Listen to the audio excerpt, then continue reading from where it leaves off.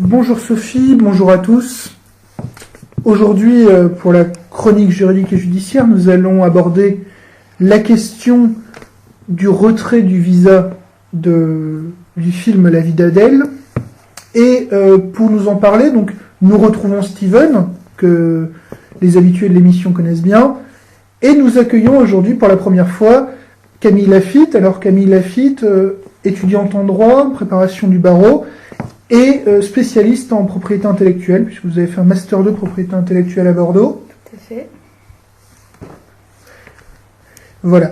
Alors, Steven, pour attaquer immédiatement, est-ce que vous pouvez nous expliquer, d'abord nous faire un petit rappel sur la classification des films? Alors oui, il est nécessaire de faire un petit rappel sur la classification des films. Pour plus de détails, je renvoie à une émission précédente qu'il est possible de trouver en podcast sur Internet. Il faut voir qu'en France, il y a 6 paliers en ce qui concerne la classification des films exploités en salle de cinéma. Le premier étant tout public. Là, il n'y a absolument aucune restriction en ce qui concerne l'exploitation du film. Il y a ensuite les films interdits au moins de 12 ans. Ces films-là sont classés dans cette catégorie pour des raisons essentiellement liées à la violence du propos et de l'image. Il y a ensuite les films interdits au moins de 16 ans lorsqu'il y a un caractère sexuel dans ce qui est représenté à l'écran. Il y a ensuite interdit au moins de 18 ans non X, notamment pour la représentation de scènes sexuelles explicites à l'écran. Et il y a 18 ans X, là on parle de cinéma pornographique. Et le dernier palier étant l'interdiction totale de l'exploitation d'un film en salle en France. Très bien. Alors, le retrait, l'annulation du visa du film La vie d'Adèle a été obtenu par une association qui est l'association Promouvoir. Il me semble que cette association est une association assez connue pour ce type d'action. Steven, est-ce que vous pouvez nous expliquer le but de cette association et son historique?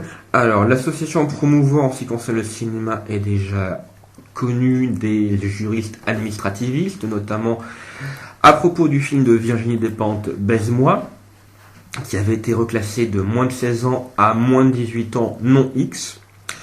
C'est une organisation plutôt proche des milieux catholiques traditionnalistes et qui se fixe pour mission de garantir une certaine protection des mineurs en ce qui concerne le cinéma notamment. Il y a d'autres objectifs dans cette association, mais c'est l'un des principaux que l'on peut constater chez eux. Très bien. Camille, est-ce que vous pouvez nous expliquer en quelques mots l'annulation de ce visa, l'annulation du visa pour La vie d'Adèle?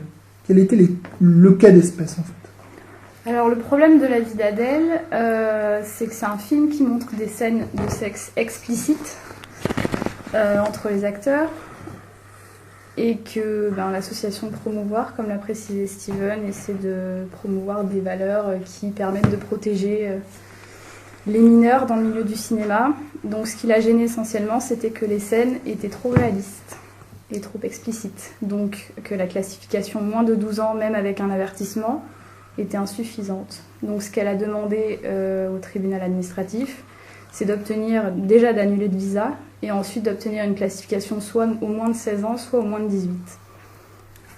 Et c'est une classification moins de 18 ans qui a été... Non. Moins de 16 ans. D'abord, le tribunal administratif, en première instance, a rejeté la demande de l'association Promouvoir, donc n'a pas annulé le visa. Ensuite, il y a eu un appel, donc la cour administrative d'appel, elle a accepté la demande de l'association, mais n'a pas voulu se substituer à la commission de classification dans la reclassification du film, donc a annulé le visa et a demandé à la ministre de la Culture de se prononcer dans un délai de 2 mois pour se prononcer à nouveau sur l'accord d'un visa, avec une classification plus sévère. D'accord. Donc c'est le ministère de la Culture maintenant et donc la commission de classification des films qui va devoir déterminer une nouvelle classification.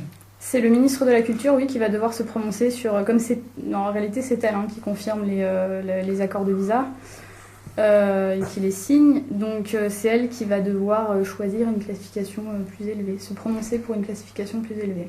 D'accord.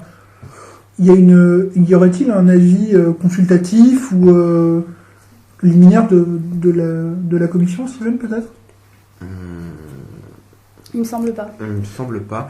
Après, ce qu'il faut voir quand même avec le film La vie d'Adèle, c'est que ce qui est le plus surprenant, c'est pas tellement cette décision, c'est plutôt la première qui consistait à ne classer, à n'interdire ce film qu'au moins de 12 ans, vu le caractère explicite, au-delà de toute qualité cinématographique du film, mais vis-à-vis du caractère explicite des scènes de sexe au sein de celui-ci. Enfin, si je peux me permettre, c'est pas si surprenant que ça en réalité.